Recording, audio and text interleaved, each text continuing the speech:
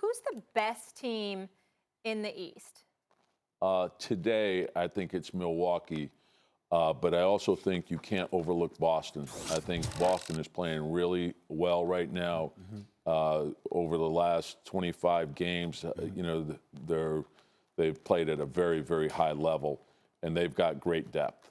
I want to say this, and I want to stay with Boston for 1 second, particularly since it's appropriate after they lost the game last night to the Los Angeles Lakers. I heard after the game, you got a bunch of guys that's salty in the locker room. Obviously, Terry Rozier was having a big game. You had to take him out because you had to put Kyrie Irving in. We look at the Boston Celtics. I'm certainly not asking you to cast any aspersions on anybody. I'm a fan of Brad Stevens. I think he's exceptional. Danny Ainge, obviously, he's proven to be an exceptional executive. But I think about the health of Gordon Hayward. That nasty injury he suffered.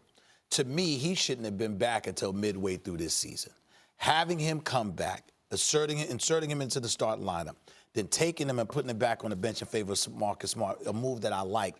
I think that they're struggling to find their way because other guys have been compromised, and as a result, they're not performing the way that they did without Kyrie and Gordon Hayward last year. What do you say? Yeah, I think that's all part of their adjustment, and I think with Gordon, it's probably going to take him the whole year to get back to where he was. And by the end of the season, going into the playoffs, their depth and the way he'll play will be terrific for them.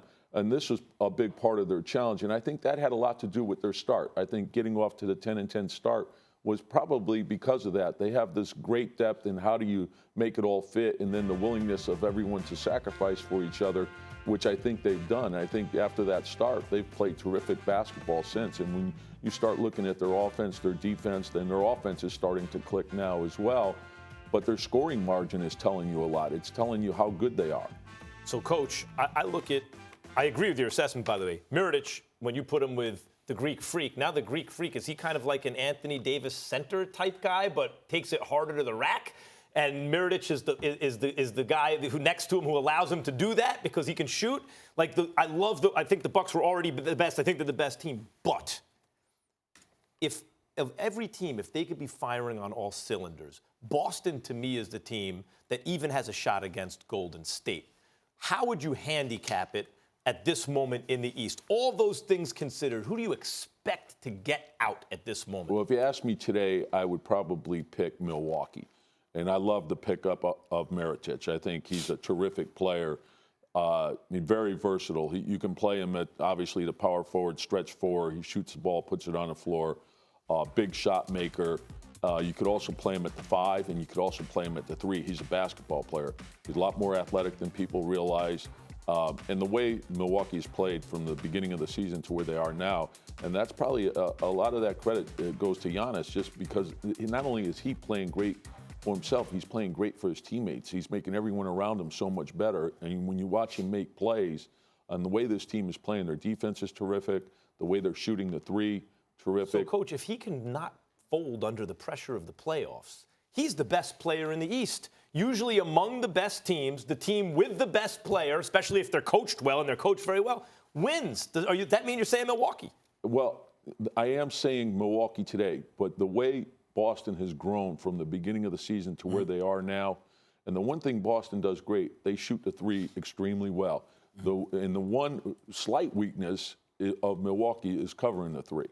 So I think that says something in the fact that Boston has had success against Milwaukee, so that could play into it as well. I can't believe that Max Kellerman, of all people, didn't bring this up, so I will for you. The Toronto Raptors, what about them? They're the number 2 team in the East right now. You look at them and what have you. The Greek Freak is the Greek Freak. Milwaukee is Milwaukee. We get all of that, even though I got some questions about the Greek Freak in terms of his perimeter shot in the postseason. But when you look at Toronto, why not them? No, and I love what they did as well. And I'd say they're slightly behind, but I wouldn't rule them out. Picking up Gasol is a great pickup for them.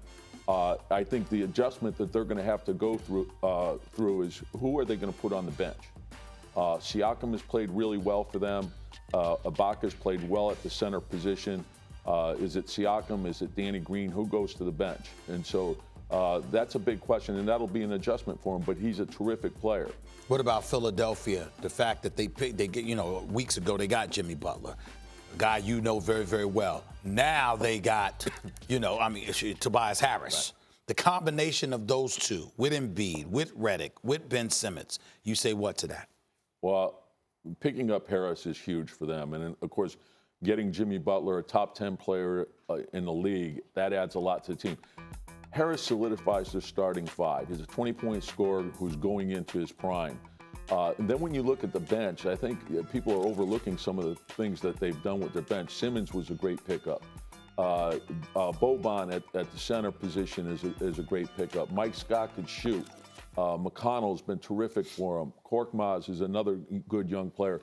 And they may pick up someone in the buyout market.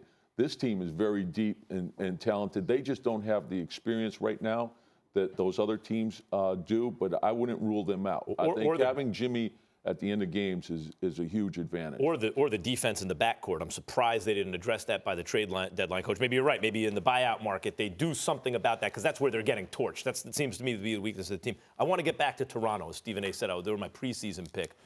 They're playing better when Kawhi is not in the lineup.